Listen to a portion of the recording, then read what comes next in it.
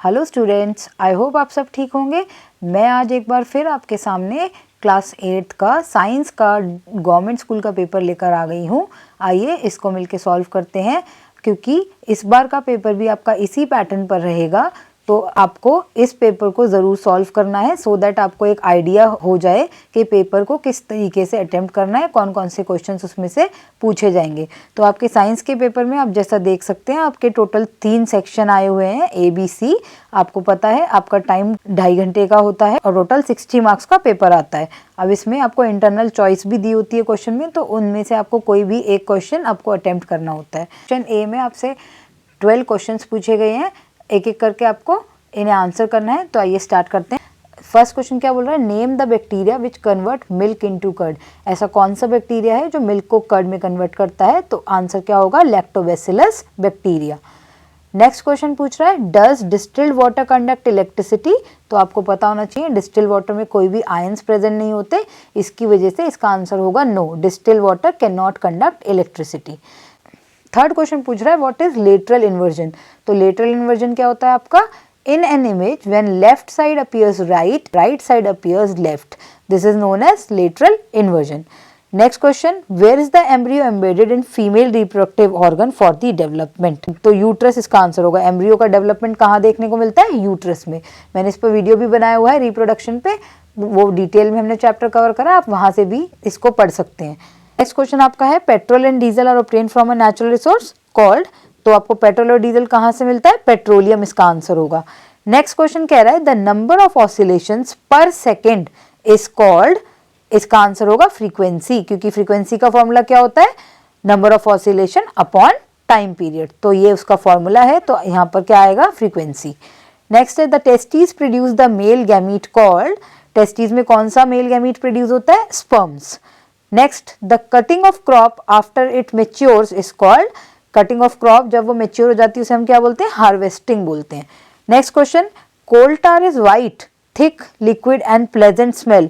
ये क्या हो जाएगा आपका, गलत हो जाएगा, क्योंकि कोल टार आपका व्हाइट कलर का नहीं होता और उसकी प्लेजेंट स्मेल भी नहीं होती है। नेक्स्ट क्वेश्चन है, lack of sleep, hypertension, anxiety and other health disorders are caused by noise pollution. तो ये क्या होगा, ट्रू। ये सारी ही चीजें नॉइज पोल्यूशन की वजह से होती हैं। Manure increases water holding capacity of soil. क्या मेन्योर को मिलाने से सॉइल में वाटर होल्डिंग कैपेसिटी इंक्रीज हो जाती है? ये बात सही है, इसका आंसर क्या होगा, true. Next, when force is applied on an object it can not changes its speed. ये स्टेटमेंट गलत है, क्योंकि जब फोर्स अप्लाई करते हैं तो एक ऑब्जेक्ट की स्पीड में भी चेंज आता है। तो ये क्या हो जाएगा आपका, फॉल्स हो जाएगा। तो ये हमारा सेक्शन ए कंप्लीट हो गया। आपसे टोटल कितने क्वेश्चंस पूछे गए थे, 12 क्वेश्चन। सारे ही क्वेश्चंस 1 मार्कर्स थे। तो इसी टाइप से आपके इस बार भी पैटर्न रहेगा। तो आपसे ए सेक्शन में 12 ही क्वेश्चन पूछे जाएंगे। Now section B, section B का फर्स्ट क्वेश्चन क्या कह रहा है, राइट 2 यूजेस ऑफ पेट्रोल। इसमें कोई भी 2 यूज आप मेंशन कर सकते हैं, जैसे कि पेट्रोल एक मोटर फ्यूल होता है, ऑटोमोबाइल्स में हम यूज करते हैं, ड्राई क्लीनिंग के लिए भी यूज करते हैं। तो आप कोई भी 2 यूजेस इसमें लिख सकते हैं। इसमें चॉइस दी गई है आपको, या तो आपको ये क्वेश्चन अटेम्प्ट करना है या फिर आप ये भी क्वेश्चन अटेम्प्ट कर सकते हैं। इस क्वेश्चन में बोल रहा है, classify the following as exhaustible और इनएग्जॉस्टेबल नेचुरल रिसोर्स। अब पॉइंट इज, एग्जॉस्टेबल और इनएग्जॉस्टेबल के बीच में आपको डिफरेंस पता होना चाहिए। एग्जॉस्टेबल वो रिसोर्सेज होते हैं जो धीरे धीरे खत्म होते जा रहे हैं, जबकि इनएग्जॉस्टेबल वो रिसोर्सेज होते हैं जो कभी भी खत्म नहीं होते हैं। अब जैसे कि सनलाइट है, सनलाइट कभी भी खत्म नहीं होती, तो एक ऐसा रिसोर्स होगा, ये इनएग्जॉस्टेबल रिसोर्स होगा। Next is petroleum. Petroleum obviously exhaustible resource होगा, धीरे धीरे हम इसका यूज कर रहे हैं तो ये खत्म होता जा रहा है। तो एयर कैसा रिसोर्स है आपका, इनएग्जॉस्टेबल रिसोर्स है। लास्ट इज नेचुरल गैस, ये एक आपका एग्जॉस्टेबल रिसोर्स है। नाउ क्वेश्चन 3 क्या कह रहा है, a metal dish filled with water is striked on its edges with a spoon, what changes can be observed। तो इसका सिंपल सा मतलब है, एक कटोरी में पानी भरा हुआ है और उसको फिर हमने उसके किनारे पर स्पून टच की है, तो क्या चेंजेस हमें देखने को मिलेंगे। सबसे पहला चेंज आप ये कह सकते हैं कि उसमें वेव्स प्रोड्यूस होंगी। आप देख सकते हैं पानी होगा जो उसमें, पानी के अंदर वेव्स प्रोड्यूस होंगी, पहला आप ये लिख सकते हैं। दूसरा, वेव्स प्रोड्यूस हो रही है तो उसमें साउंड भी प्रोड्यूस होगी, जैसे ही हम स्पून को टच करेंगे वहां पर साउंड भी प्रोड्यूस होगी। तो ये दोनों पॉइंट्स आप इसमें लिख सकते हैं। Question number 4, what is electroplating gives it's uses. तो इलेक्ट्रोप्लेटिंग क्या होता है? इलेक्ट्रोप्लेटिंग एक ऐसा प्रोसेस है जिसमें कोई भी एक डिजायर्ड मेटल की लेयर दूसरे मेटल पर चढ़ा देते हैं, उसी को हम इलेक्ट्रोप्लेटिंग कहते हैं with the help of electricity. तो इसी को हम इलेक्ट्रोप्लेटिंग कहते हैं। नाउ इसके यूजेस क्या क्या हो सकते हैं? तो आप लिख सकते हैं क्रोमियम प्लेटिंग, किसके? कार के पार्ट्स पर, या फिर गैल्वेनाइजेशन लिख सकते हैं जिसमें आयरन के ऊपर जिंक की कोटिंग करते हैं। नेक्स्ट इसमें चॉइस दी गई है। नेक्स्ट पूछ रहा है state whether the following material is good conductor और पुअर कंडक्टर ऑफ इलेक्ट्रिसिटी। तो इसमें आपको चॉइस दी गई है, आप या तो ये क्वेश्चन अटेम्प्ट कर सकते हैं या फिर ये वाला। लेमन जूस, लेमन जूस से क्या इलेक्ट्रिसिटी कंडक्ट होगी? हाँ, तो लेमन जूस इलेक्ट्रिसिटी को कंडक्ट करेगा। नेक्स्ट इज हनी, हनी आपका पुअर कंडक्टर है, तो इसमें क्या होगा? Poor conductor. Tap water, tap water में आपको पता है आयंस होते हैं, तो ये गुड कंडक्टर ऑफ इलेक्ट्रिसिटी होगा। केरोसिन ऑयल, केरोसिन ऑयल आपका बैड कंडक्टर होगा, पुअर कंडक्टर होगा। बस यही मेंशन करना था कौन सा गुड कंडक्टर होगा और कौन सा बैड कंडक्टर होगा। Next question, right the difference between viviparous and oviparous animals. तो 2 मार्क का क्वेश्चन है, 2 पॉइंट्स आपको इनफ है। तो आप इसमें टेबल बनाएंगे, विविपेरस और ओविपेरस के बीच में डिफरेंस लिखेंगे। विविपेरस कौन से एनिमल्स होते हैं? विविपेरस वो एनिमल्स होते हैं जो बर्थ देते हैं यंग वंस को, जबकि ओविपेरस कौन से एनिमल्स होते हैं? वो एनिमल्स जो कि एग को ले करते हैं। और एग्जाम्पल आप लिख सकते हैं, विविपेरस के एग्जाम्पल्स डॉग एंड काउ हो जाएंगे, और ओविपेरस के एग्जाम्पल्स आपके कौन से हो जाएंगे? Birds and fishes. Next question, what is Metamorphosis, give example. Metamorphosis क्या होता है? मेटामॉर्फोसिस एक ऐसा ट्रांसफॉर्मेशन होता है जो लार्वा स्टेज से अडल्ट स्टेज के बीच में देखने को मिलता है, उसी को हम मेटामॉर्फोसिस कहते हैं। Process of transforming larva into an adult stage through drastic changes. Drastic changes आपको लिखना है, इंपॉर्टेंट है ये वर्ड। और किस में देखने को मिलता है? ये सिल्क वर्म में, बटरफ्लाई में, या फिर फ्रॉग में। नेक्स्ट क्वेश्चन है, why potters place a round piece of cloth on their head when they have to carry heavy loads। तो इसमें आप क्या लिख सकते हैं? First point, pressure on their head is reduced, ताकि उनके सर पे जो लगने वाला प्रेशर है उसे कम किया जा सके। सेकंड पॉइंट आप इसमें क्या लिख सकते हैं? It increases area of contact of load, मतलब जो सर पे उनके सामान है वो ज्यादा कॉन्टैक्ट में आएगा तो वो प्रेशर कम क्रिएट करेगा। तो ये दोनों पॉइंट आप इसमें लिख सकते हैं। इसमें भी आपको चॉइस आ रखी है। क्या पूछ रहा है? Name the type of force in the following conditions. आपसे फोर्स पूछ रहा है कि कौन सा फोर्स यहाँ पर अप्लाई हुआ है। फर्स्ट है lifting a bucket of water. तो आपको पता है हम बकेट को हाथों से उठाते तो यहाँ पे मस्कुलर फोर्स यूज हुआ है।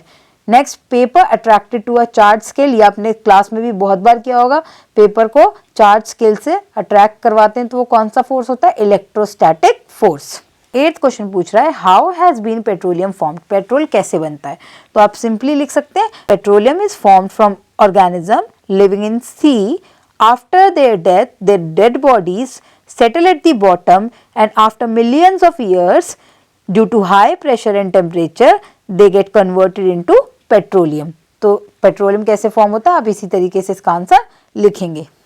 क्वेश्चन नंबर 9 क्या कह रहा है? Suppose a stick is struck against a frying pan which is kept in a vacuum।